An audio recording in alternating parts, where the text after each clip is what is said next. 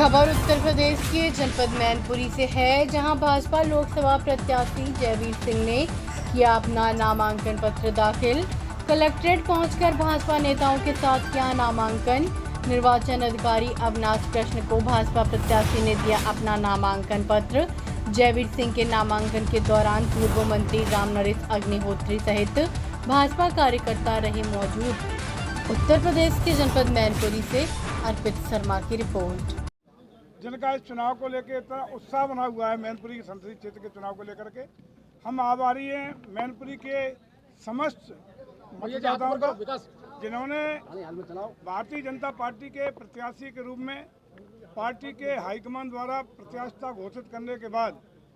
जिस तरीके का उमंग, उत्साह, जोश इस बार मैनपुरी में भगवा फैलाने के लिए,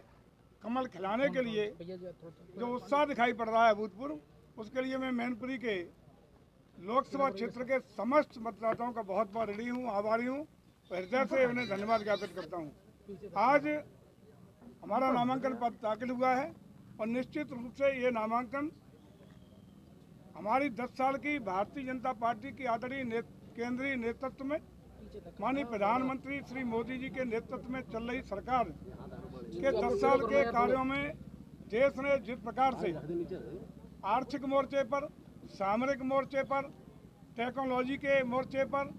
और विश्व लीडर बनते हुए, उभरते हुए, दमकते हुए भारत के सपने को साकार करने का काम, तेज गति से आगे बढ़ाने का काम किया है। हम विकसित भारत से, विकासशील भारत से विकसित भारत की ओर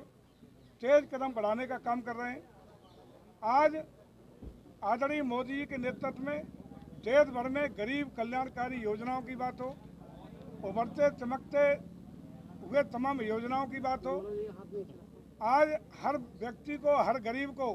बिना किसी सामाजिक, जाति या सांप्रदायिक भेदभाव के बिना जो भी पात्र है उनके जन कल्याणकारी, गरीब कल्याणकारी योजनाओं को उसके दरवाजे तक पारदर्शिता, गुणवत्ता से पहुंचाने की बात हो, देश के रहने वाले गरीब, देश के किसान, देश के युवा, देश के हमारे किसान, इनके कल्याण और भलाई की बात हो, महिला कल्याण को, महिला सशक्तिकरण के लिए विभिन्न उठाए गए कदमों की बात हो, इसके आधार पर पूरे देश की जनता ने आज एक मत होकर के निर्णय लिया है कि इस बार 400 पार। और साथ ही साथ जहाँ तक उत्तर प्रदेश की बात करेंगे तो उत्तर प्रदेश में भी 12 से 17 के बीच में आदरणीय अखिलेश जी के नेतृत्व में, जो उन्हें 12 में उत्तर प्रदेश की गद्दी विरासत में अपने पिता श्री से प्राप्त हुई थी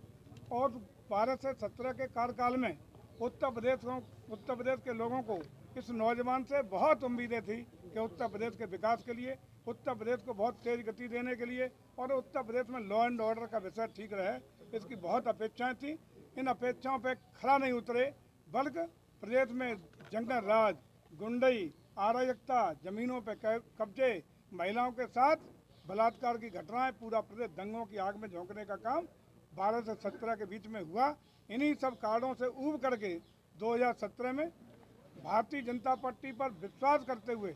एक प्रचंड बहुमत की सरकार बनाने का जनादेश 2017 में उत्तर प्रदेश ने दिया और उसी जनादेश के बल पर आज 7 साल के इन कार्यों में आदरणीय योगी जी के नेतृत्व में, चाहे जीरो टॉलरेंस की नीति के आधार पर कानून व्यवस्था हो,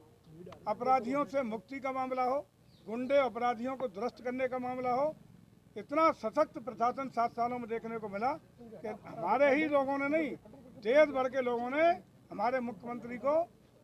बुलडोजर वाले बाबा का नाम देने का काम किया और अन्य राज्य, अन्य प्रदेश उसका अनुसरण करने का काम कर रहे हैं। आप जो है ना किसानों और एक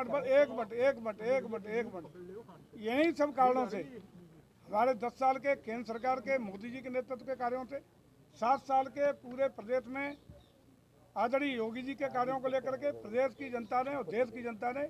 पूरा मन बना लिया है कि उत्तर प्रदेश 80 की 80 सीट जीत करके आदरणीय मोदी जी को तीसरी बार बागडोर सौंपने के लिए बहुत बड़ी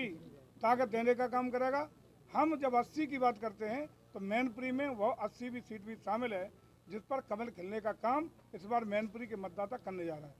आप किसानों की बात कर रहे हैं सर, चुनाव अब तक बीजेपी लड़ती रही है, क्या उसी तरीके से लड़ेगी या अलग हटके लड़ रही है? देखिए, आपको स्वयं दिखाई पड़ रहा है इस बार के चुनाव की उमंग जोश उत्साह जिस दिन हम लोग लखनऊ से चल के मैनपुरी की धरती पर आए उसी दिन आप सब साक्षी हैं कि जिस प्रकार का जोश खरोश के साथ कार्यकर्ताओं ने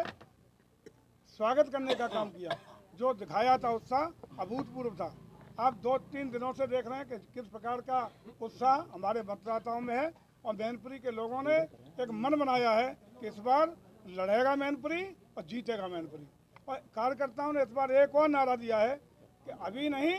तो कभी नहीं। ये नारा के साथ हमारे मतदाता, हमारे कार्यकर्ता, हमारे पदाधिकारी, हमारे जनप्रतिनिधि, हमारा जिले का नेतृत्व जो आपके सामने बैठा है, हम सब मिलकर के इस चुनाव में जा रहे हैं और मैं समझता हूँ कि जनता का असीम आशीर्वाद मिलेगा, कमल खिलेगा, भगवा लहराएगा।